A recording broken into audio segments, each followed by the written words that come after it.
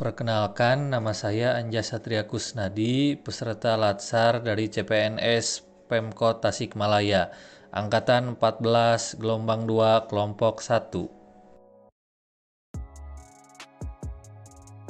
Literasi digital yaitu banyak menekankan pada kecakapan pengguna media digital dalam melakukan proses mediasi media digital yang dilakukan secara produktif. Kerangka kurikulum literasi digital. 1. Digital skill, yaitu kemampuan mengetahui, memahami, dan menggunakan perangkat keras dalam kehidupan sehari-hari.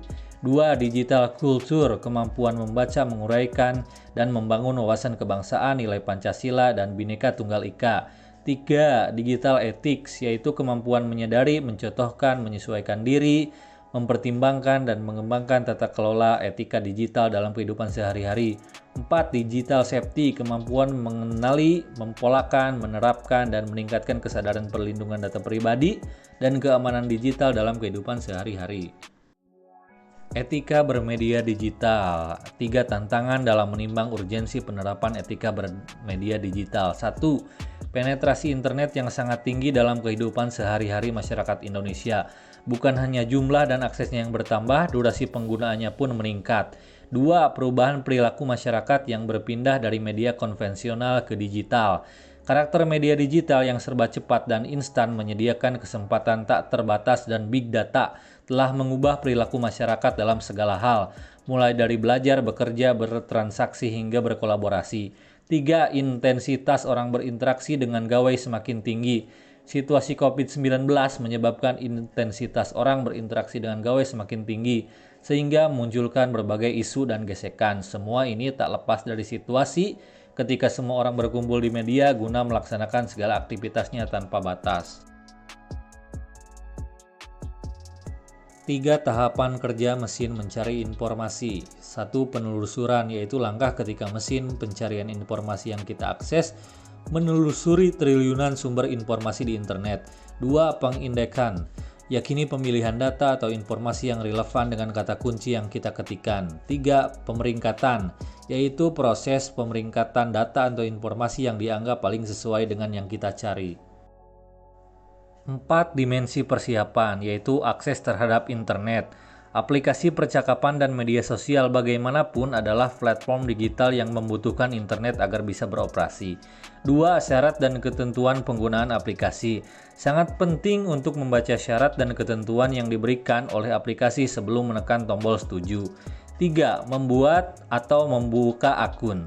Mendaftarkan akun membutuhkan data-data pribadi, misalnya nama lengkap, nomor telepon, surel, dan lainnya.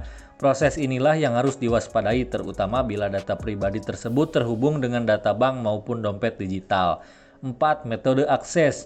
Umumnya 2 metode dalam mengakses sebuah aplikasi, yaitu aplikasi mobile yang dipasang ke perangkat kita atau browser. Etika berinternet. 1. Jangan menggunakan huruf besar atau kapital. 2. Apabila mengutip dari internet, kutiplah seperlunya. 3. Memperlakukan email sebagai pesan pribadi. 4. Berhati-hati dalam melanjutkan email ke orang lain. 5. Biasakan menggunakan format plain text dan jangan sembarangan menggunakan HTML.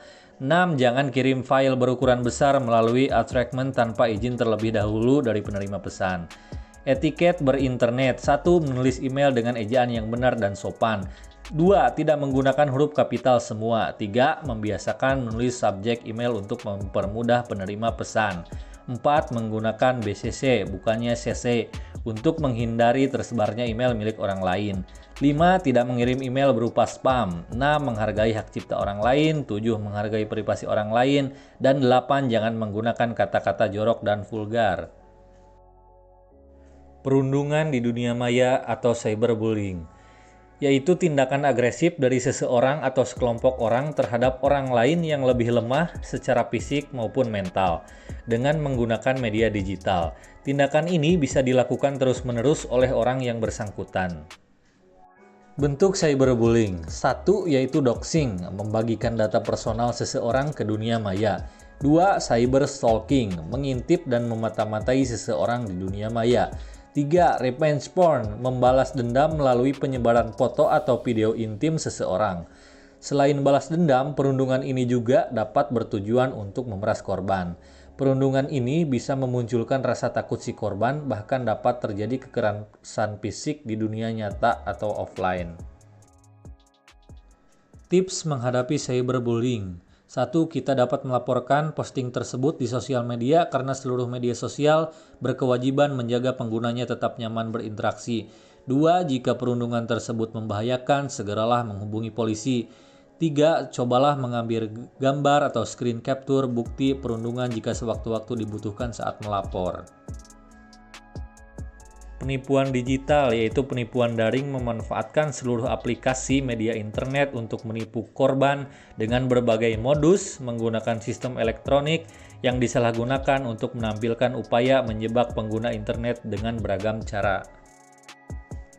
Tips melindungi diri dari penipuan digital. 1. Jangan membagikan atau mengunggah alamat email ke publik. 2. Berpikir sebelum mengklik tautan. 3. Jangan membalas pesan spam. 4. Gunakan aplikasi penyaring spam. 5. Hindari penggunaan email untuk aplikasi yang tidak penting.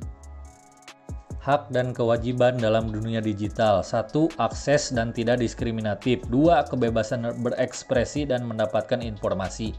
3. Kebebasan berkumpul, berkelompok, dan partisipasi. 4. Perlindungan privasi dan data. 5. Pendidikan dan literasi. 6. Perlindungan terhadap anak. Dan 7. Hak mendapatkan pertolongan terhadap pelanggaran hak asasi.